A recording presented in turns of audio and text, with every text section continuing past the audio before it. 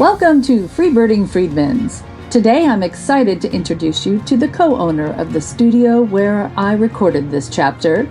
This guest holds many roles, and you'll probably recognize her right away. Victoria Recaño is the Inside Edition National Correspondent. In our life, her role is much more personal. She introduced Joel and me, and while he's not here for this podcast, he co-hosts several with me.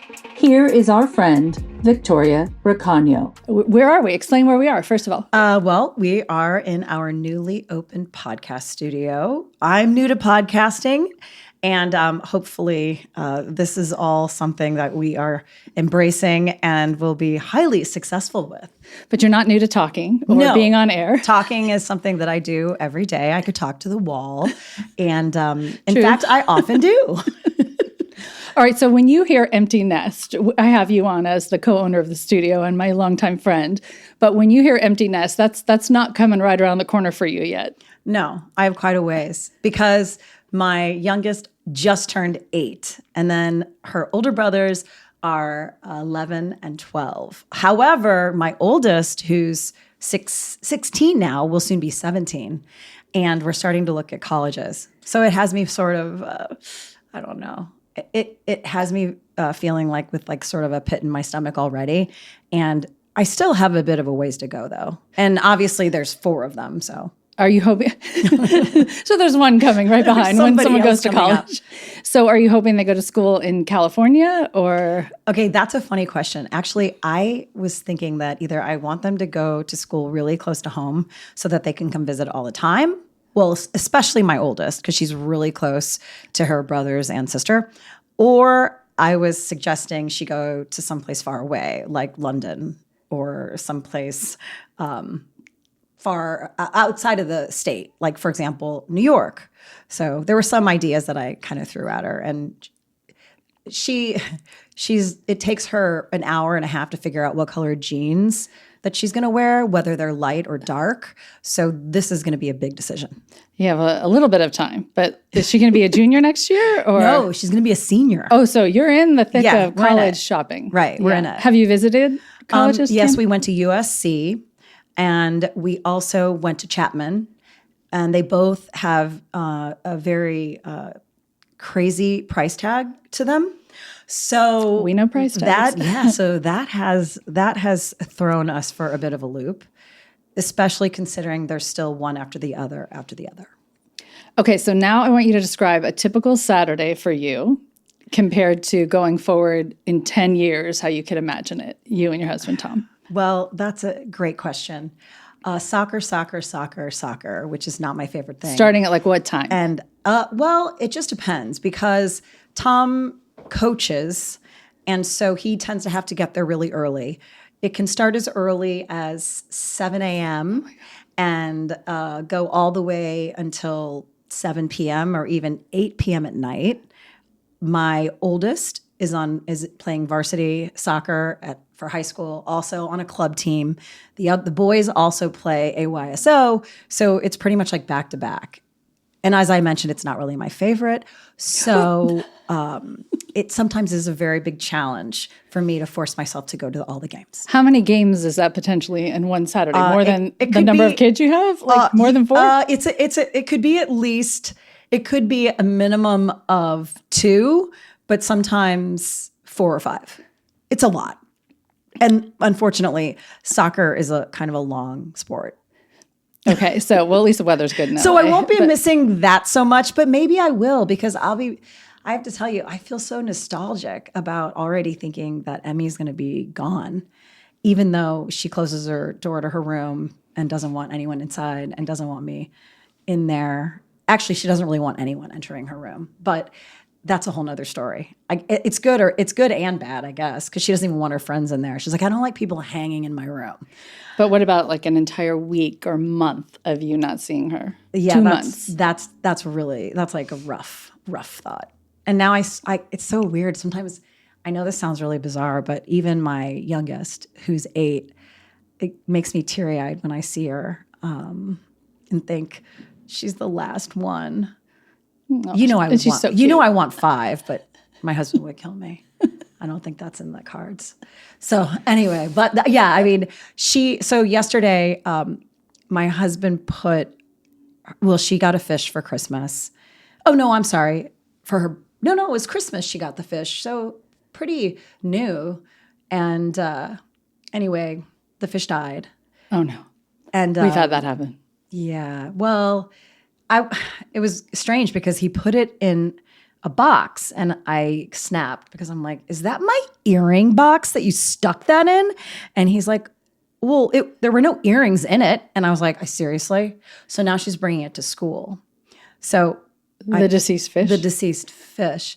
So we had a whole conversation about that. But, it's fun because at least I still get that young perspective. That young experience, I don't think my oldest she doesn't care. Although she has a fish in her room and no one is to like walk in there and look at it or even approach the fish. It's off limits. By the way, these are like goldfish. These aren't saltwater fish. They're not fancy schmancy. Yeah. Okay, so go forward 10 years. It's just you and Tom. You wake up on a Saturday. It's not parents' weekend. It's not a football weekend. You don't have an alarm. The house is silent. What do we do? What do you do? Well, some other things probably that too are also possibly not my favorite. He likes to garden. So he's often outside. He tries to avoid speaking to me because he knows I like to talk a lot. And he would prefer to spend some quiet time by himself. So that probably won't change that much. He also likes to make breakfast in the morning. And since I don't eat breakfast, he enjoys that time also by himself. So some of those things won't change. And then he likes to leave things out for me to take care of, which I likely will do as well. However, the kid thing is he's going to have to come up with more creative ways to run away from me because he's not going to have soccer as an excuse. So, because he's not going to be able to say, oh, I got a coach. But he'll come up with something else, I'm sure. He likes to play tennis. So I'm sure he'll schedule lots of tennis matches in the morning. And you've been good about keeping your friendships and your career, and you're not completely immersed in your children where you have no professional life, which I think is important. True. So talk a little bit about that. How will that keep you busy? So, I mean, it's been really tough because like juggling between, like, for example, today, I raced to school, dropped the kids off. I made them get up extra early. Thank you. Because just for you, because I didn't want to be late. And I raced to school, dropped them off, and they had a big presentation about traveling through the ancient world today. And my second, Sebastian, had to dress up as one of the emperors of Rome. And so little added morning stress. Yeah, so that was like a whole thing. And yesterday when my husband dropped them off, they were 15 minutes late. And I don't like being late. And so that was a whole different story. There's a lot of arguing and yelling, et cetera. And it was Balthazar's birthday, and we all forgot to say happy birthday to him. So it was one of those like parenthood moments. Oh, no. So that was kind of like, oh. But it's okay. I made it up to him. I brought him cupcakes, and then I did it. It was okay. And then today, right before I came here, I actually made his speech as the Roman emperor. Oh, perfect. So it was great. So you got to see him present. So I dropped him off, ran home, got prepped to talk to you, and then I have another shoot for CBS after this. So then I'll race back towards their school, pick up my youngest, bring her home. So it's a whole like thing. It's a big triangle. It's a lot of driving. That is one thing I will say I will not miss. And I'm a little frustrated with my oldest because she doesn't have a driver's license yet. But that's kind of a thing. Once she gets it. Yeah, I guess and so. Each child gets it, you'll slowly get phased out of chauffeur mode. Yeah, and that'll be a very welcoming experience. Chauffeur mode. Well, you don't have chauffeur. Well, no, but I don't have chauffeur mode But you anymore. still do a lot of chauffeuring. I do some chauffeuring, but not nearly. I mean, I lived most of my life in the car. I was sitting in the car under blankets when we lived in Seattle, waiting for kids to finish things, and yeah. It's like it's never over. I'll just say that. Even well, sometimes we're like designated drivers now, I guess, but not chauffeurs as much. Interesting, because I was hoping to make my oldest my designated driver, but that's something different, I suppose. All right, so just keeping track of time here, I feel like we should probably wrap it up so you can get to your next shoot. So, all right, I love it. I love talking, though. I know you As do. you know. Yes, and thank you for opening your studio and inviting us to be here and introducing me to my husband. And oh yeah, there's a whole checklist. But wait, I have a question for you. Wait, I'm supposed to be asking the question. I know, but since you're the expert in empty nesting, I'm not the expert in empty nesting. Well, soon I'm trying to learn more. Okay, so soon to be the expert. What was the biggest surprise for you? Well, when Braden first went away to college, like walking by his bedroom door, which we had to walk by to get to a lot of things, it just made my heart skip a beat. It was like, how long until he comes back into that room? When Ella left for college, she started in Paris. When we dropped her off, I know that's what everybody says, right? It sounds so exciting. But when we dropped her off, she didn't feel well. I guess I'm looking at my husband instead of the camera, but she didn't feel well. Joel was suggesting maybe I stay abroad. I thought she needed to launch.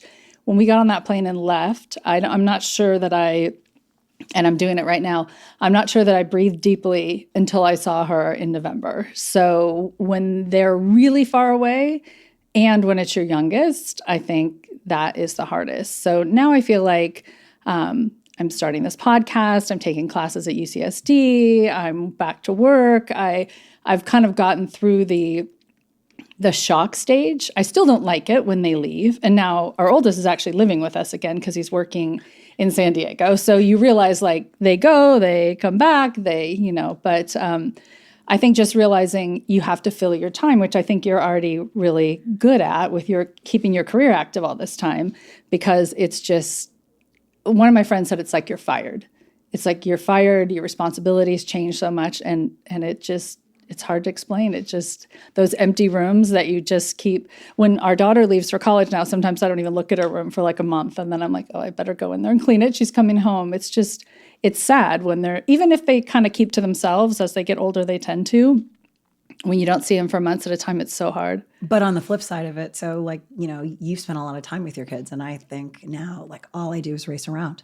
So when you say like you get teary-eyed, I get teary-eyed because I think to myself, I'm never there enough, and I haven't been there enough. I don't think anyone feels like they're there enough once they leave. So kind of my advice to you would be like take in every moment. Even when you're driving them, those are some of your best times to talk to your kids. You probably already know that. You're still with them, even if you're going somewhere. But the hard part is like I'm always on the phone. And I recognize that I like mentally like take note that, okay, I'm always on the phone. I'm not giving them enough time. But it's hard because you can't really juggle all of it. But you could put your phone in another room for 30 minutes.